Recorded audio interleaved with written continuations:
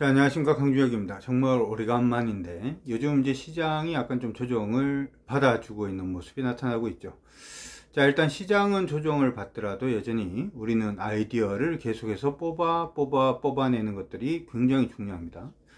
요번에 이제 정부에서 얘기가 나왔던 부분들 중에서 우리가 정책 과제 몇 가지를 조금 살펴보려고 하는데, 사실 이제 우리나라는 제조업 강대국이죠. 어떻게 보면 세계 11위의 제조업 강대국이다, 이렇게도 볼 수가 있는데, 그래서 이제 시장 안에서 많은 관심이 모여있던 부분이 바로 이 반도체라든지 아니면 디스플레이, 아니면 최근 들어서는 철강도 조금 관심이 있는 것 같고요.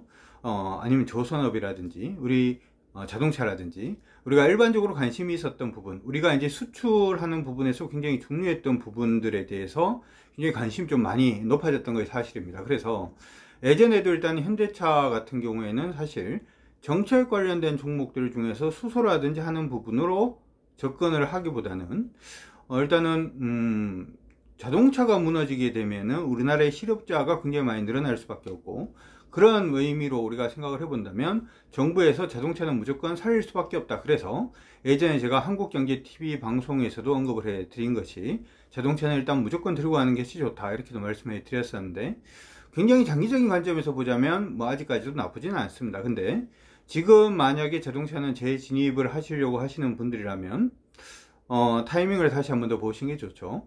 기술적 분석과 기본적 분석의 융합 자체가 필요한 부분이 아닌가, 이렇게 생각 들고, 오늘 말씀을 드리려고 하는 것은 이번에 코로나19 코로나 팬데믹 부분으로 인해서 사실 이제 제조업 수출은 환경 자체가 조금 변화하고 있는 것이 사실입니다.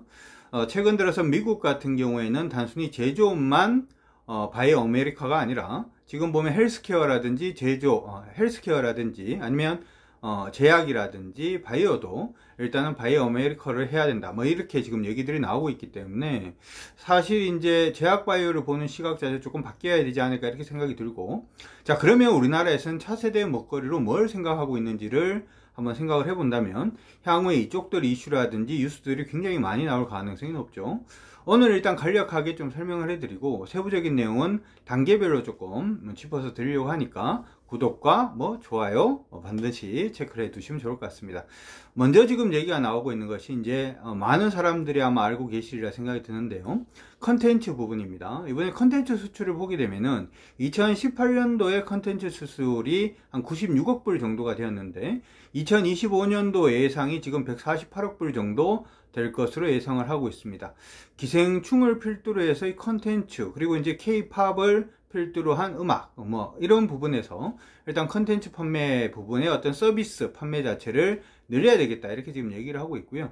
정부에서는 제조업보다는 지금은 서비스 쪽에 조금 더 방점을 찍으려고 하는 모습이 일단 나타나고 있습니다. 그리고 신흥시장의 어떤 한류가 계속해서 분다든지 아니면 온라인 시장의 확대, 판대 부분이죠. 이러한 부분이 한류 부분이라든지 우리나라의 컨텐츠가 해외로 진출하는데 조금 더 가속화될 가능성이 높지 않느냐, 이렇게 얘기들이 나오고 있고요.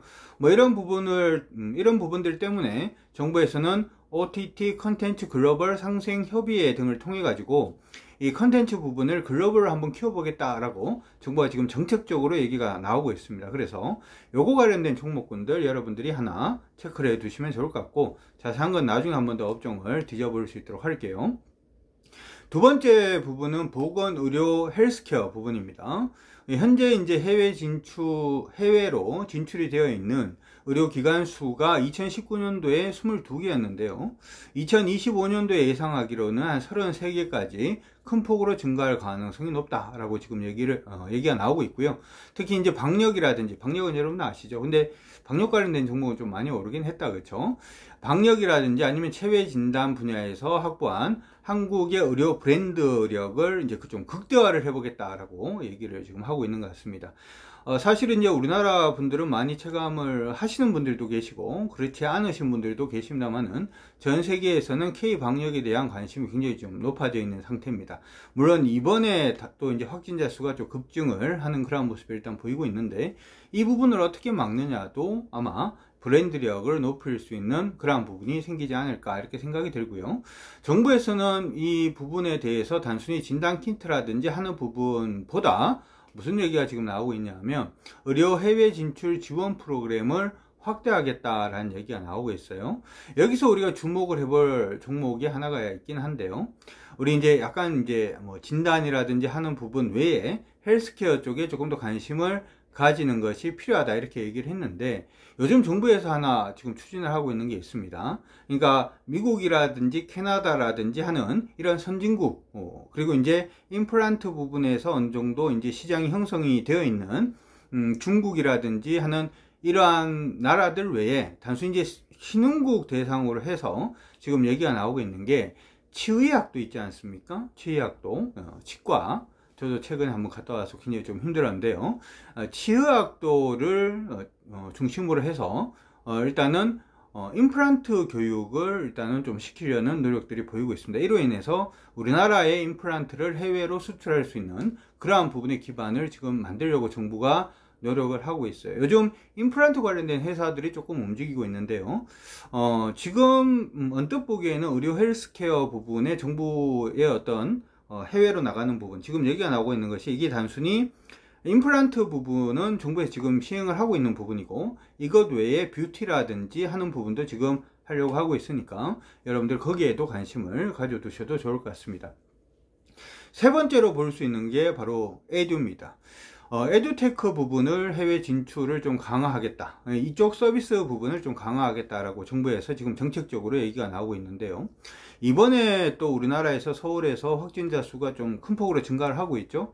그러니까 또 이제 조금 있으면 2학기인데 어떻게 할 거냐, 뭐 이런 얘기들도 지금 많이 나오고 있습니다. 근데 우리가 예상을 하는 것보다도 해외로 진출하여 있는 우리나라 에듀테크 관련된 회사들은 굉장히 많습니다. 지금 2018년도에 70개 되는 기업들이 진출을 해 있는 상태고요. 2025년까지는 140개 정도의 회사가 해외로 진출할 가능성이 높다, 이렇게 지금 얘기가 나오고 있습니다. 특히나 이번 코로나19 부분으로 인해서 에듀테크 서비스가 지금 뭐 급부상하고 있다, 이렇게 얘기를 하고 있고, 신흥국 시장 중심으로 해서도 지금 G2G, 가버먼트에서 가버먼트로, 그쵸? 정부에서 정부로, 아니면 B2B, 기업에서 기업으로의 어떤 교류가 확대되고 있는 그런 모습이 나타나고 있고요. 특히 어떻게 보면은 단순히 이제 교육 부분뿐만 아니고 지금 화상회의라든지 화상통상이라든지 뭐 화상 박람회라든지 하는 부분의 얘기들도 계속 나오고 있습니다. 왜냐하면 박람회를 안 할 수는 없잖아요, 그렇죠? 여기서 이제 생각을 해볼게, 뭐 AR 시장이라든지 VR 시장이 어떤 식으로 변화할 것인가, 이쪽 관련된 종목군들도 한번 체크를 해보는 것도 좋을 것 같고요. 에듀테크 관련된 종목군들도 여러분들이 한번 체크를 해보시는 것도 나쁘지는 않을 것 같습니다. 이미 많이 올라 있는 종목들도 있는데요.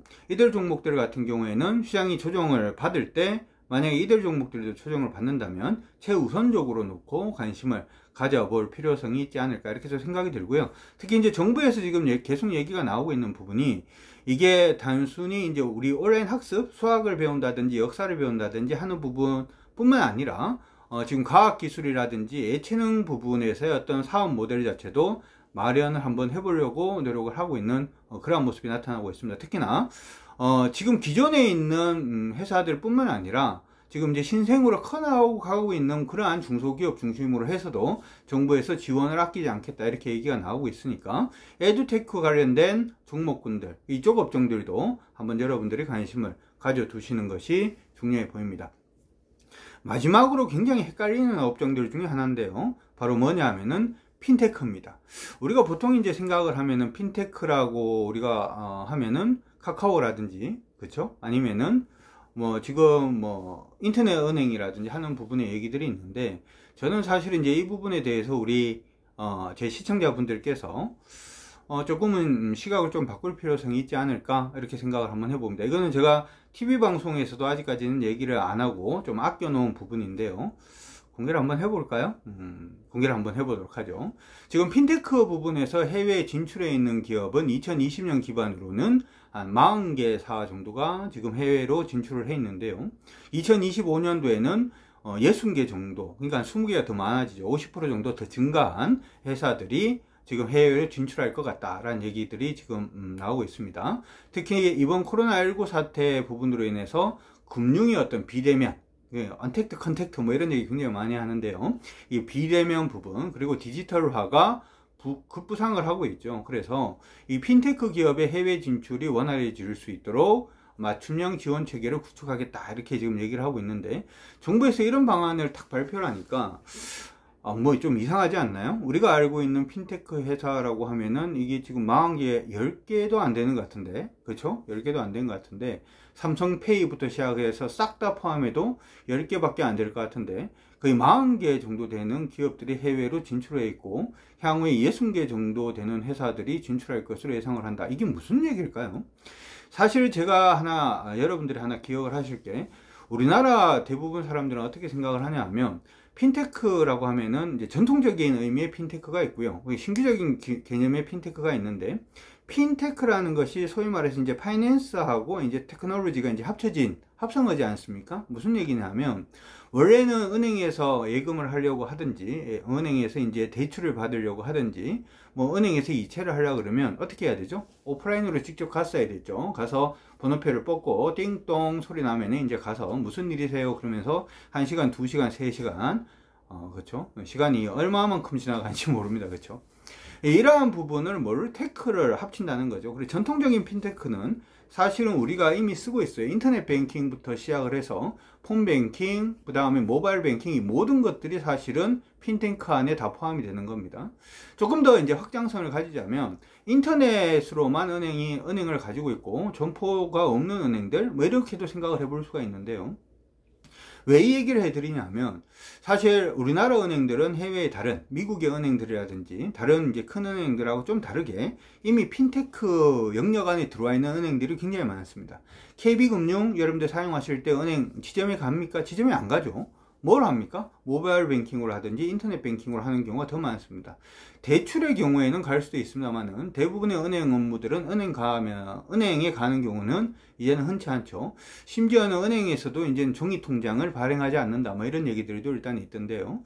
그래서 이 핀테크라는 개념 자체를 단순히 여러분들이 카카오뱅크라든지, 그러니까 소위 말해서 이제 중금리 대출을 해주는 이러한 은행들 뿐만 아니라 전체 은행을 다 포괄해서 이 핀테크, 우리나라 은행들은 다 핀테크 안에 들어와 있다라고 생각을 하고 봐주시는 것이 일단은 중요하지 않을까 싶습니다.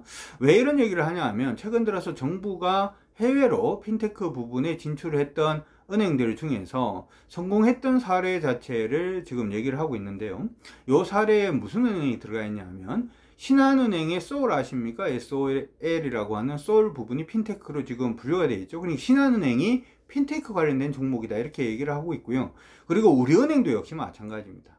그래서 은행주들이 요즘 다시금 반등을 하고 있는데, 이 부분의 반등 자체를 단순히 뭐 예대금리 부분이 지금 금리가 계속 낮아지고 있으니까 예대금리가 낮아지고, 예대금리가 낮아지기 때문에 은행의 이익이 증가할 가능성이 낮다. 그리고 은행들 같은 경우에는 일반적으로 성장할 수 있는 모멘텀 자체가 크지 않기 때문에 집중하기는 좀 어렵다, 이렇게 생각하시는 분들이 굉장히 많은데, 이게 지금 시장 안에서 돌아가는 내용들이 조금 다르게 돌아간다라고 하는 부분 기억을 하시는 게 좀 필요하지 않을까 싶습니다. 단지 뭐만 조금 주의를 하시면 좋냐 하면은, 최근에 지금 나왔던 보고서들 중에서 이번에 코로나19 팬데믹 부분에서 좀 타격을 받을 만한 은행들은 어떤 은행이 있을 것인가, 여기에서 타격을 받는다라고 하는 것은 개인 상공업자들이 많이 사용하는 은행들의 경우에는 상공업자들의 폐업이라든지 아니면 상공업자들의 어떤 부도라든지 하는 부분으로 인해서 대손충당금이 올라갈 가능성이 높고, 그러한 부분이 은행한테 조금 부담이 되는 것이 아니냐, 뭐 이런 식으로 얘기들이 많이 나오고 있는데요.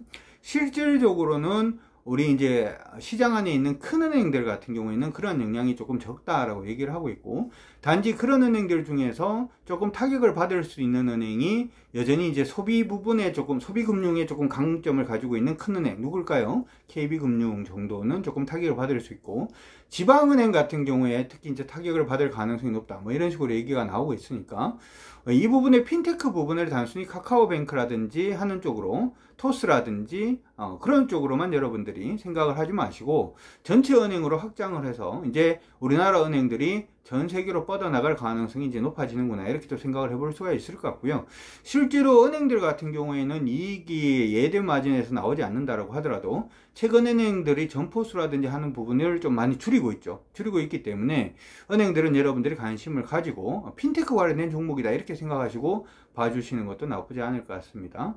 자, 이렇게 해서 정부가 이제 향후에 제조업 부분이 조금 약화됨으로 인해서 어느 쪽에서 돈을 좀 벌어낼 수 있을 것이냐, 야, 제조업에서 어디로 가야 된다? 서비스로 가야 된다 라고 하는 부분, 총 6개 원래 과제인데 오늘 5개 정도만 일단 언급을 해드렸습니다. 시장은 이미 올라있는 종목들은 거기서 수익 내기는 쉽지는 않습니다.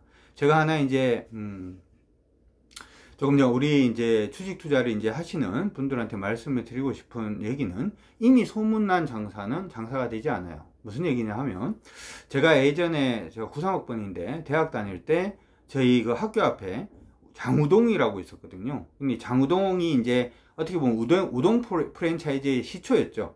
그때는 뭡니까? 프랜차이즈만 하면 무조건 돈 버는 그러한 시장이 있었다면, 어떨 때는 피자집만 하면 돈 버는 그런 시장도 있었죠. 근데 이게 항상 블루오션에서 레드오션으로 갑니다. 근데 보통 이제 투자하시는 분들이 TV라든지 아니면 이거 괜찮네 라고 할 때는 이미 블루에서 레드로 바뀌는 시점에서 보는 경우가 굉장히 많아요. 이미 시장이 진입해, 그 업종이라든지 하는 부분에서는 시장이 진입한 사람들이 많다라는 얘기가 되고요. 그러한 부분은 사실은 돈이 되기가 힘들죠. 그렇죠? 뭐 생각하시면 되냐 하면, 지금 후호구 지불을 해서 돈이 될 것이냐 말 것이냐, 옛날보다 못하겠죠. 항상 시장은 사람들이 쳐다보지 않는 다른 곳에 수익의 기회가 있다는 거, 여러분들이 반드시 기억을 꼭 해두시기 바라면서 오늘 방송은 일단 여기서 마무리하도록 하겠습니다. 구독, 좋아요 좋습니다. 오늘은 여기까지 하도록 하겠습니다. 훅 지나갑니다.